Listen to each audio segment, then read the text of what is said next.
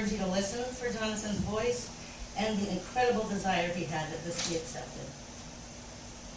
Dear members of the Lima community, we, the Village Board, want to take a moment to express our commitment to creating and maintaining an inclusive and safe community for all.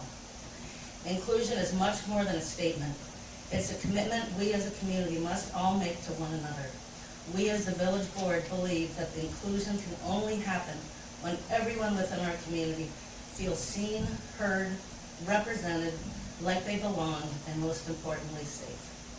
Being inclusive isn't just a nice idea. It's about how we treat each other every day. It means showing kindness, listening to one another, and making sure no one feels left out or unsafe here. Inclusion does not pick or choose. We know that as people, we are all entitled to the same basic human rights, our unalienable rights. We believe that regardless of age, ability, ethnicity, race, religion, sexual orientation, and identity, that we are all guaranteed these same rights, which are the cornerstone of inclusion: life, liberty, and the pursuit of happiness. We as a board commit to being examples of what inclusivity means, seeking justice for all. Thank you for being a part of our vibrant community. Sincerely, the Lima Village Board. It's a good idea to give you some time to discuss this, and maybe at the next board meeting, there could be some time for public comment before any decisions are made. But today, however, we have a speaker who's here to address the need for an inclusivity statement. This is Lorian Samara. I changed the spelling of the name because nobody could pronounce it, so Lorian is changing it back. Wait a minute, skip My to dad her is- Samara? You can't give it It's to absolutely that. Samara. So, I know I've met many of you on the board, and I know I've met many of you in the audience, and seeing as it probably appears that I've changed a lot since the last time you've spoken to me, I would like to reintroduce myself. I have changed my name since the last time I've addressed this board.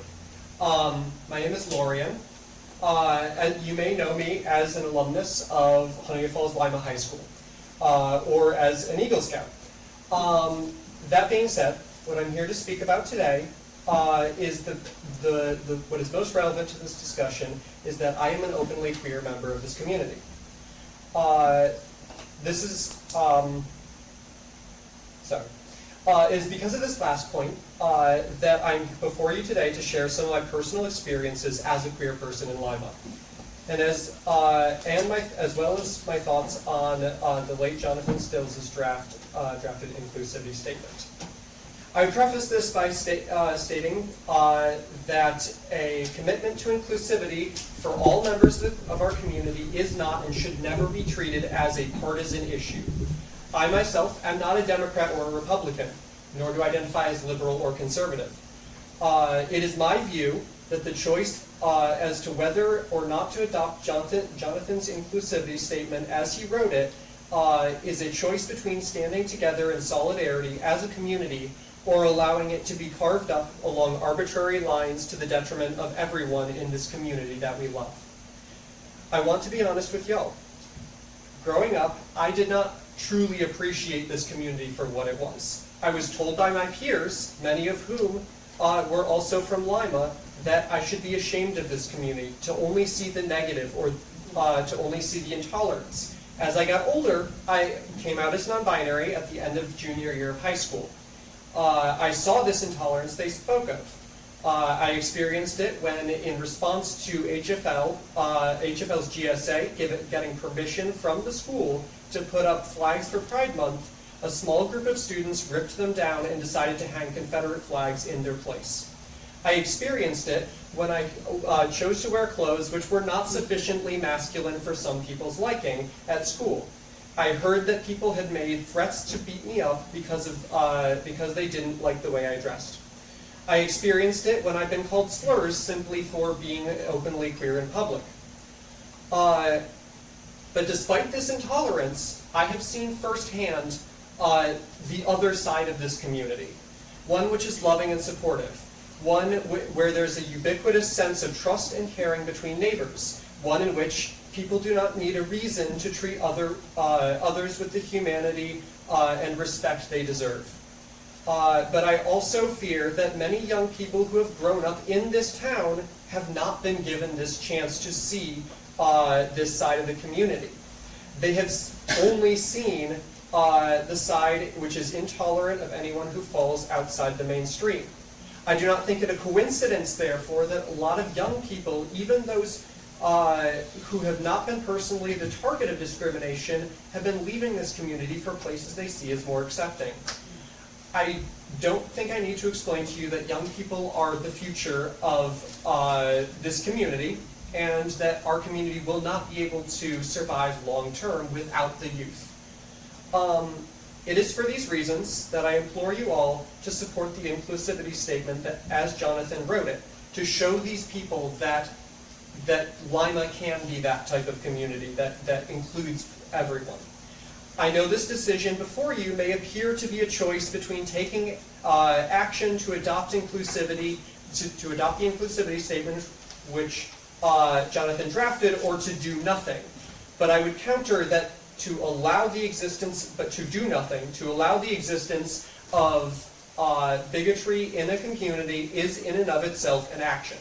It is an action that says that every time a person is harassed, threatened, kicked out of their home, or has violence inflicted upon them because of their identity, that such discrimination is permissible.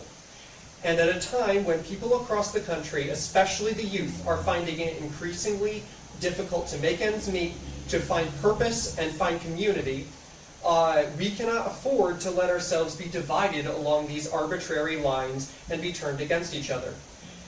Now that it is a time that we must be able to say that our community, and by extension those who have been elected to represent us, stand for all our people. I thank you for your time.